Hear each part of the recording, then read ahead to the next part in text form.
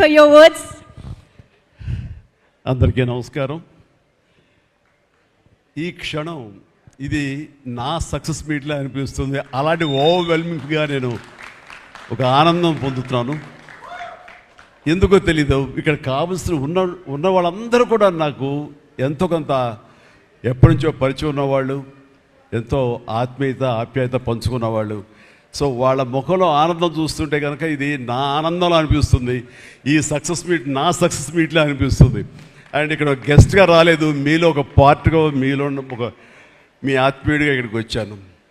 And ఈ సినిమాకి ముందు నేను నాకు కలిసినప్పుడు ఎట్లా ఉంది ఏంటి సినిమా మీది రాబోతుంది కదా అంటాను. డిఫరెంట్ క్యారెక్టర్ నేను అటెంప్ట్ చేశాను. And Dhanush is a lead character.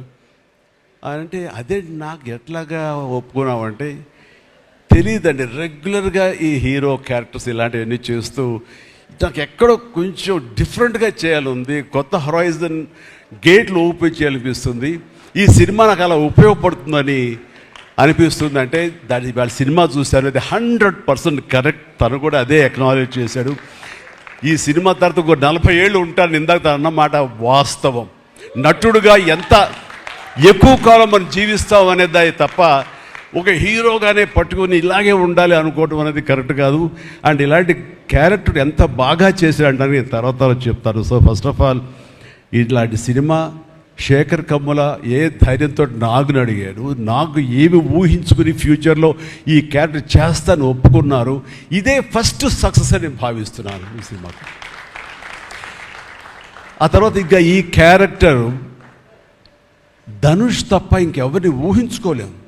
Dhanush ఒక్కడే దీన్ని న్యాయం చేయగలడు.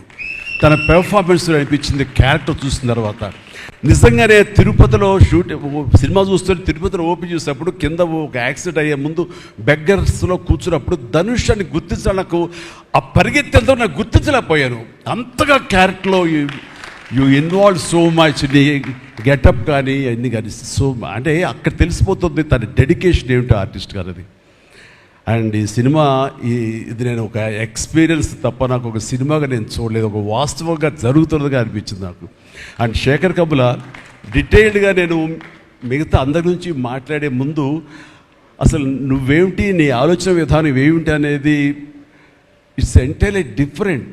25 సంవత్సరాల పాటు నువ్వు అనుకున్న విధంగా, నువ్వు అనుకున్న క్యారెక్టర్స్ తోటి, నువ్వు అనుకున్న కంటెంట్ తోటి 10 సినిమాల కంటే ఎక్కువ చేయకపోయినా సరే ఒక్కొక్కటి ఒక ఆణిముచ్చలాగా చేసుకుంటూ ప్రజల గుండెలో, ప్రేక్షకుల గుండెలో ఒక సుస్థిరమైన స్థానం ఏర్పరచుకున్నావు.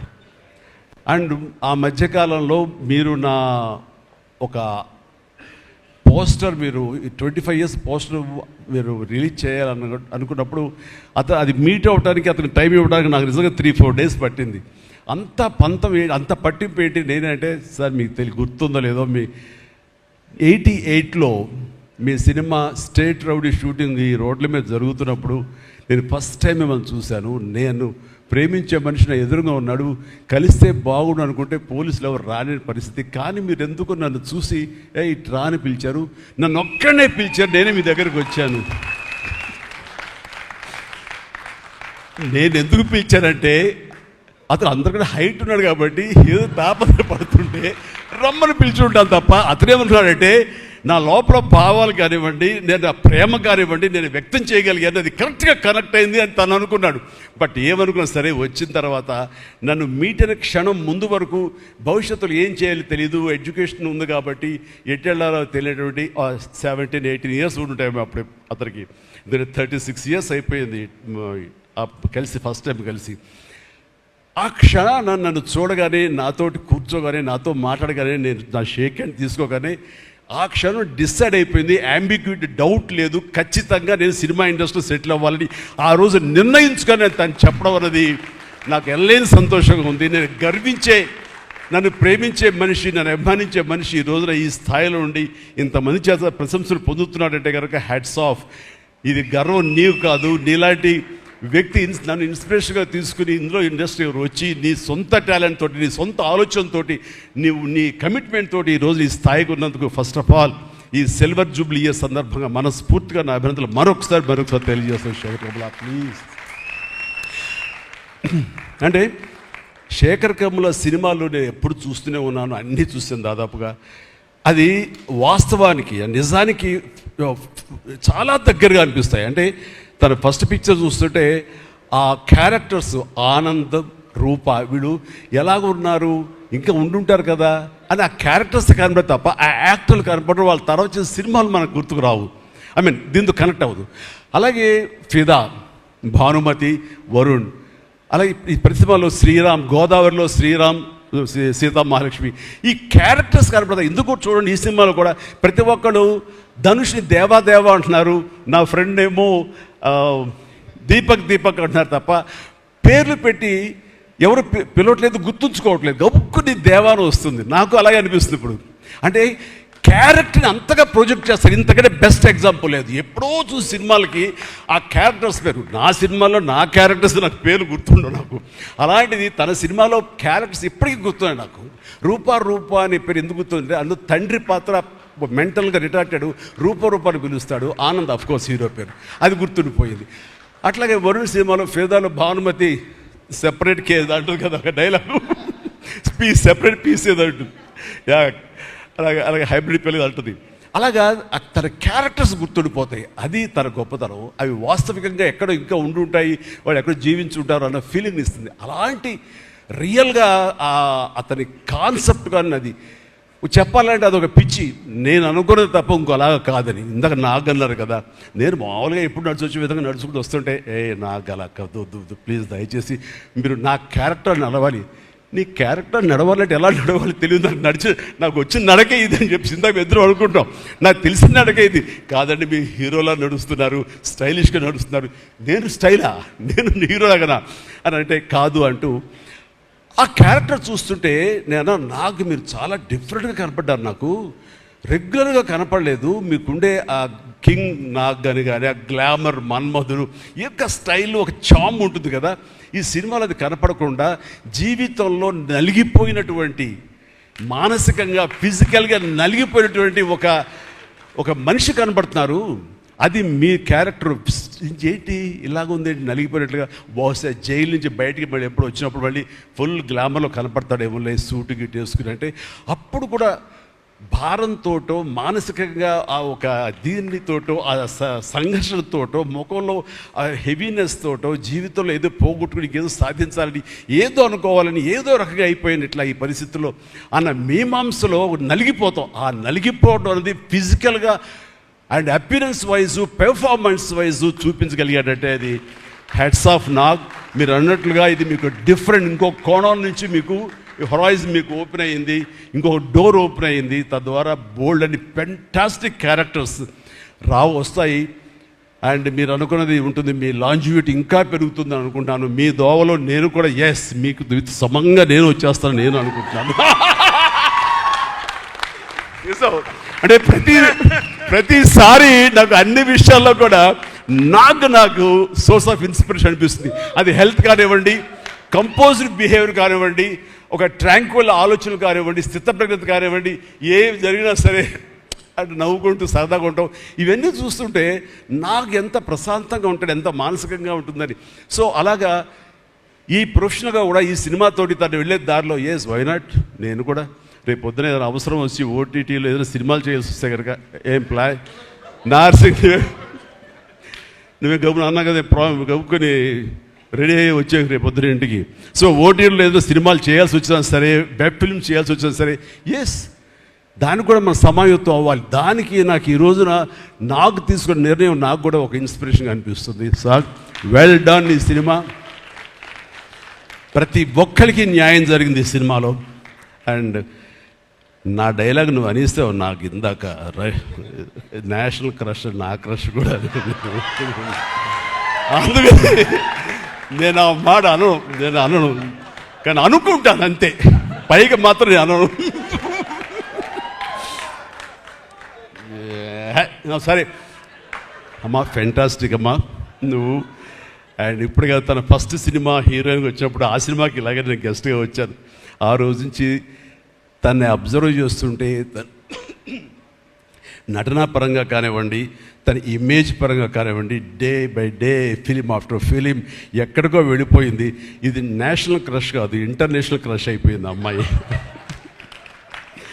అండ్ గాడ్ బ్లెస్ యూ అమ్మా, నువ్వు ఎంత బాగా పెర్ఫామ్ చేస్తావంటే నేను చూస్తుంటే నీ కళ్ళు తప్ప ఇంకేమైనా అట్రాక్ట్ చేసుకోవు, కళ్ళు ఒకలా చూస్తుంటావు నేను. అండ్ ఆ కళ్ళతో ఏమి పలికిస్తుంది ఎక్స్ప్రెషన్ అంటే ఇంకా అంత ఇంత కాదు. అండ్ ఈ సినిమాలో ఎంత నిడివి ఉంది, ఎంత లెంగ్త్ ఉంది క్యారెక్టర్ అనే దానికంటే ఎంత ఇంటెన్సిటీ ఉంది అంటే అందులో మాత్రం చూపించగలిగింది ప్రతిదీ. ముఖ్యంగా బిడ్డను హోల్డ్ చేసినప్పుడు ఆవిడ ఒక కన్న తల్లిలాగా, ఒక అమాయకంగా ఒక ప్రియుణ్ణి మోసపోయినప్పుడు వాడి వల్ల ఎక్కేసినప్పుడు నాకు చూడాలి అందులో సౌందర్య వచ్చేసి అప్పారావు వస్తాడు ఇంకా అటు కోసం వెయిట్ చేస్తానంటే పిచ్చమొహం అన్నట్టు ఫీలింగ్ వచ్చింది. అంత అమాయకురాలాగా ఉంది. అది మళ్ళీ ఇందులో కనిపించింది నాకు, ఆ సౌందర్య కనిపించింది ఆ క్యారెక్టర్ చేయటంలో. You done fantastic job. ఆ తర్వాత సీరియస్నెస్గా పెంచుకుంటూ, ఆ తర్వాత దేవాకి సపోర్ట్గా ఉంటూ అండ్ దేవాన్ని ఓన్ చేసుకునే విధంలో మాత్రం నీ ట్రాన్స్ఫర్మేషన్ కానీ నీ characterization well design and well performed. Fantastic అమ్మా, ఫెంటాస్టిక్. అండ్ ఇంకా మిగతా క్యారెక్టర్స్ అందరూ అన్ని రకాలుగా అన్నీ బాగా చేసినా సరే నిజంగా చెప్తాను, హృదయానికి హత్తుకుపోయిన క్యారెక్టర్ దేవా అంటే ఈ క్యారెక్టర్కి ధనుష్ తప్ప ఇంకెవరు లేరని, ఇంకెవరు చెయ్యలేరు. ష్యూర్ ఇంకొక హీరో లేడు. అంత పెర్ఫామ్ ఇచ్చి హీరో ఇమేజ్ ఉండి, స్టార్ ఇమేజ్ ఉండి, అన్ని రకాల కాంబినేషన్లో ఉండి చేసే మనిషి అంటే the one and only star in India is Dhanush.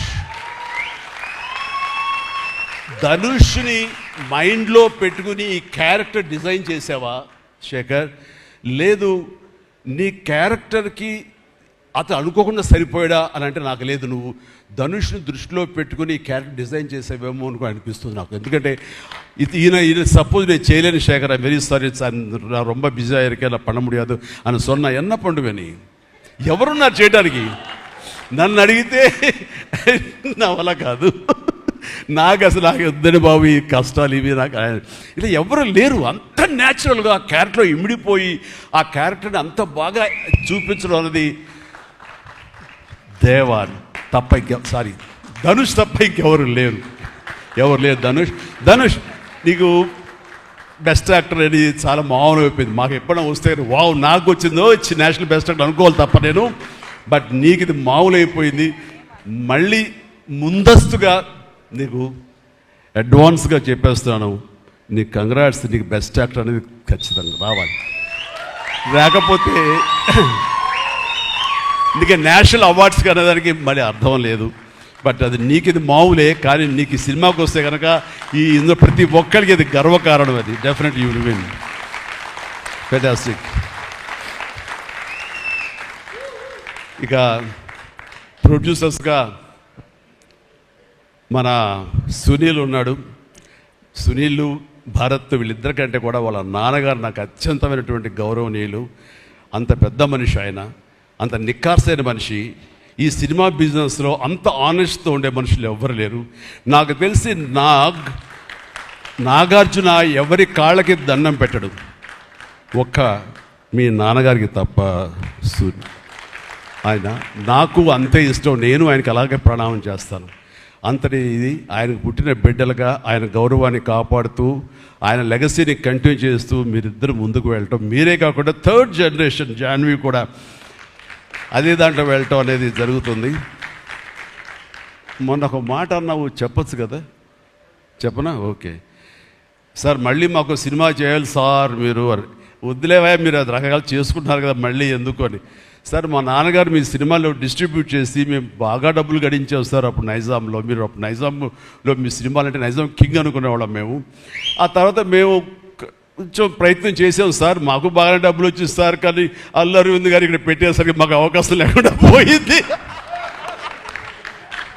ఏమనట్లే ఇప్పుడు అది కట్ చేసేస్తాలే ఆ ముక్క, లేదు అది ఎడిటింగ్లో తీసేస్తాలే. అంటే సికింద్రాబాద్లో గీతార్స్ పెట్టారు కదా, అందుకే మీకు సినిమాలు రాకుండా పోయి సరే పక్కన పెట్టేద్దాం. ఆ తర్వాత మీ థర్డ్ జనరేషన్ జాహ్నవి సినిమా తీసి ప్రొడ్యూసర్గా అమ్మాయి రావాలనుకుంటుంది అనుకున్నప్పుడు I wish all the best for her.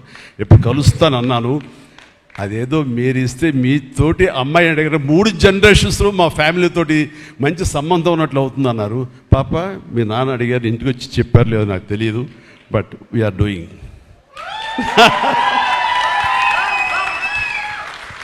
Dhanush చేసిన ఛాలెంజింగ్ లాంటి క్యారెక్టర్స్ వద్దమ్మా. ఫన్ ఓరియంటెడ్, మాస్ ఓరియంటెడ్, మనది సరదాగా గ్లామర్ ఇంతే. Okay right. సో ఈ రకంగా 3వ జనరేషన్ కూడా ఎస్ ప్లీజ్ ఈ లెగసీ ఇలాగే కంటిన్యూ అవుతుండాలి. మీ ఫ్యామిలీ బాగుండాలి నాన్నగారు ఆశీస్సులతోటి. అండ్ ఇలాంటి కుబేరా సినిమాలు మరి ఎన్నో సక్సెస్ఫుల్ సినిమాలు చేయాలి. ఇందాక ధనుష్ అన్నట్లుగా మీ మొక్కల ముందు నవ్వు ఉండాలి. ఇప్పుడు నవ్వు కొంచెం ప్లీజ్. Thank you. మీరు నవ్వుతూ ఉంటేనే మా అందరికీ నవ్వు ఉంటుంది, మేము నవ్వుతూ ఉంటాం. Thank you. అండ్ మిగతా టెక్నీషియన్స్ పరంగా చూస్తే కనుక నికేత్ కెమెరామెన్ డిఓపి నేను ఎప్పుడు చూడలేదు. Hi Niket, I haven't seen your films. I don't remember even. But the way you are presenting yourself here is very much appreciable. I could see the energy, what you are pouring here, definitely it will reflect on the stage. Otherwise, Nagaja would have been praised you so much. And you also grab my attention. And future, I don't know, yes, maybe. And you have done a fantastic job. So initially when villain scenes are happening, that time I could see the top floor swimming pool. There I could see the richness of the film. So hardly they would have spent anything. So riches comes not because of the money. Riches comes with your viewfinder. So that way our credit goes to the whole film has grabbed attention and it looks very rich. So definitely please, I will awaiting you in future, and all the very best. Good luck. Then a great job as far as the camera is concerned. And then మా యోగేశ్వరుడు మా పెద్ద అనుకోండి పాపం లేని వయసు వద్దు sir కూర్చోండి sir మీరు please Niket please sit down take your seat. Sir మీరు లెగదు సార్, మమ్మల్ని ఇబ్బందిగా ఉంటుంది. ఇద్దరం చాలా నువ్వు అనుకుని మాట్లాడే పరిచయం మాకు శుభలేఖ సినిమా నుంచి 1980 నుంచి వీఆర్ వర్కింగ్ టుగెదర్. ఈ మధ్యకాలం వరకు కూడా ఎప్పుడైనా సెట్కి వస్తాడు, రాగానే సినిమా అడుగుతాడేమో, నెక్స్ట్ సినిమా ఏం చేద్దాం అడుగుతాడంటే, బాబాయ్ ఈసారి మీ ఇంటి నుంచి నాకు ఆవకాయ పచ్చడి రాలా అంటాడు. Mango pickle, as for mango pickle from my house. So ఈసారి పంపించాను బాబు, వస్తుంది. శుభం. ఫెంటాస్టిక్. నువ్వు ఈ వయసులో కూడా ఇంత బాగా పనిచేస్తున్నావు, ఇంత కష్టపడుతున్నావు అంటే కనుక అవసరమా అనిపిస్తుంది. రిటైర్ అవ్వచ్చు కదా, హ్యాపీగా రెస్ట్ తీసుకోవచ్చు కదా అని. కానీ మన సోల్స్ అవే రిటైర్మెంట్ అది తీసుకోలేము. కష్టపడి పనిచేయటంలోనే మనకు ఆనందం ఉంటుంది. కష్టపడి పనిచేయటంలోనే ఈ ఇష్టమైన పురుషుల్లో మనం ఉంటాం. మన లాంజివిటీ ఉండాలి అంటే మనం ఇందులోనే ఉండాలి ఖచ్చితంగా. అండ్ భగవంతుడు ఇంకా సంపూర్ణ ఆయురారోగ్యాలు ఇవ్వాలి. నాన్నగారు ఆయన పనితనం నాకు గుర్తుంది, ఆయన దగ్గర కూడా పనిచేశాను నేను. అలాగే ఇప్పుడు నీతో కూడా పని కొనసాగిస్తున్నాను. అండ్ ఈ సినిమాలో నువ్వు పార్ట్ అవటం అన్నది it is great, wonderful Tharani, please. And ఇక్కడ చూస్తుంటే యంగ్స్టర్స్ ఎంత ఎంతూజియాస్టిక్గా ఉన్నారంటే, వాళ్ళందరినీ పేరున నేను పిల్లలని కానీ యంగ్స్టర్స్ అంటే ఇండస్ట్రీ ఎంత ఫ్రెష్గా, ఎంత యంగ్స్టర్స్ తోటి ఎనర్జీతో ఉంది అంటే అంత అయితే కాదు. నాకు అనిపిస్తుంది అబ్బా మన ఇండస్ట్రీ ఏమైనా ముసలిదైపోయిందా అని అనిపిస్తుంది అప్పుడప్పుడు అద్దంలో మమ్మల్ని మేము చూసుకుంటూ. కానీ ఈరోజు ఇక్కడ చూస్తుంటే కనుక ఇంతమంది యంగ్స్టర్స్ తోటి అండ్ చాలా బబ్లింగ్గా చాలా చాలా బాగుంది. ఈ ఇండస్ట్రీ కొనసాగాలి ఎలాగే అంటే కనుక మీలాంటి యంగ్స్టర్స్ రావాలి. ఇలాంటి యంగ్స్టర్స్ వల్లనే మేమంతా పుంజుకుంటాం. నేను ఈ రోజున కొత్త డైరెక్టర్స్తో పనిచేస్తాను. అనిల్ రావుపూడి కానీ, బాబీ డైరెక్టర్ కానీ, వశిష్ఠ్ కానీ, ఇలాంటి యంగ్స్టర్స్ పనిచేస్తుంటే ఎక్కడ లేని ఎనర్జీ వాళ్ళ దగ్గర ఉంటుంది. వాళ్ళ నుంచి కొత్తను ఉంది. నేను వాళ్ళకి అనుగుణంగా నేను మారిపోతుంది తప్ప నాకు అనుగుణంగా వాళ్ళు ఉండాలి కోరుకోవట్లా. నా సక్సెస్ అక్కడేమో అనుకుంటున్నాను నేను. ఆ రకంగా old wine in new bottle అన్నట్లుగా ఈ సమయంలో వైన్ గుర్తుకొచ్చింది, సారీ. అండ్ అలాగా ఇదే ఎనర్జీతోటి, ఇదే యంగ్స్టర్స్ తోటి ఇండస్ట్రీ కలకలాలని కోరుకుంటున్నాను. And last but not least my brother, నాకు బిడ్డతో సమానం, దేవిశ్రీ ప్రసాద్. అండ్ దేవిశ్రీ ప్రసాద్ తన ఎనర్జీ అంటే ఇందాక చూశారు కదండి, లైవ్ షో చేసేసాడు ఇక్కడ. ఆ తర్వాత ఏం మాట్లాడాలో ఎవరికి ఏం తుయ్యినటువంటి పరిస్థితి మొత్తం అంతా షో గ్రాప్ చేశాడు. బట్ నేను మళ్ళీ కంబ్యాక్ తర్వాత పొలిటికల్గా కొన్నాళ్ళు ఉండి 1915లో 150 సినిమా చేసిన దగ్గర నుంచి, అంతకుముందు తన సినిమాలతోనే ఎంబీబీఎస్ కానీ జిందాబాద్ కానీ అన్నీ అయిన తర్వాత మళ్ళీ తన వలన నా మ్యూజికల్ అనేది ఏర్పడేదేమో అనుకుంటున్నాను. అలాంటి గ్రేట్ మ్యూజిక్స్ నాకు ఇచ్చి మళ్ళీ నేను నిలబడడానికి దోహదపడ్డాడు మనోడు. యూ ప్లీజ్ వద్దు అలా చేయదు ప్లీజ్, దోహదపడ్డాడు. మీరంతా సరస్వతి పుత్రులయ్యా, ప్లీజ్ బంగారం ప్లీజ్. అండ్ తను ఎనర్జీ డే బై డే పెరిగిపోతుంది, తన టాలెంట్ డే బై డే పెరిగిపోతుంది. ఇక నేషనల్ నుంచి మన రీజనల్ నుంచి నేషనల్ లెవెల్కి ఎలా ఎదిగిపోయాడో మనం చూసాము. ఆ హోల్ ఇండియా తన గురించి ఎలాగా కీర్తిస్తుంది అనేది మనం ఈ పుష్ప 1 and 2 చూస్తున్నాము. ఇప్పుడు ఈ సినిమా కుబేర్లో కూడాను ఎక్కడ డ్యూయట్ సాంగ్స్ లేవు కదా అని అనిపిస్తుంది, కానీ ఒక సాంగ్ ధనుష్ పాడిన ఆ సాంగ్ ఎంతగానో నాకు ఆకట్టుకుందంటే అంతా ఇంత కాదు. దానికి ఇద్దరు ఒకరొకరు కాంప్లిమెంట్ చేసుకుంటూ ఆ సాంగ్ అంత బాగా హిట్ అవడానికి దోహదపడింది. అట్లాగే సినిమా చూస్తుంటే మ్యూజికల్గా ఉంది తప్ప నాకు ఎక్కడ డ్యూయట్ సాంగ్స్ వేరే లేవి అనే ఫీలింగ్ రాలేదు. And that's the magic of Devi Sri Prasad. రీ రికార్డింగ్లో కూడా చాలా హృదయంగా మదర్ తోటి పాడిన పాట రోడ్డు మీద యాక్సిడెంట్ అయిన తర్వాత అబ్బా కన్నింటి నీళ్ళు వచ్చేస్తుంది నాకు. మన రైతుల మీద పాడే గుర్తుందా మన 150 సినిమాలో, నీరు నీరు నీరు అంటూ దాన్ని మరిపించిన సాంగ్లో అనిపించింది. అండ్ అది వెరీ మచ్ రిలవెంట్ సాంగ్. అట్లాగా తన ఆర్ఆర్ బ్యాక్గ్రౌండ్ కూడా తన సాంగ్స్ ద్వారా అవన్నీ కూడా అత్యద్భుతంగా కనిపించేలాగా వినిపించేలాగా చేశారు. దానికి దోహదపడినటువంటి లిరిసిస్టులు ఇక్కడే ఉన్నారు. భాస్కర్ భట్లాను, ఇందాక ఇంకో ఆయన పేరు చెప్పారు నందకిషోర్ గారు, అలాగే మన చంద్రబోస్ గారు.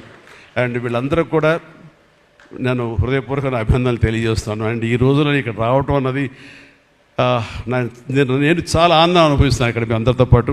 అండ్ ఇలాంటి సినిమాలు రావాలి, ఎందుకంటే సినిమా సక్సెస్ అంటే గగనమైపోతున్న రోజులు ఇవి. థియేటర్స్కి ఆడియన్స్ రప్పించడం అనేది మహా గగనమైపోతున్న రోజులు ఇవి. రావటం కష్టంగా ఉంది.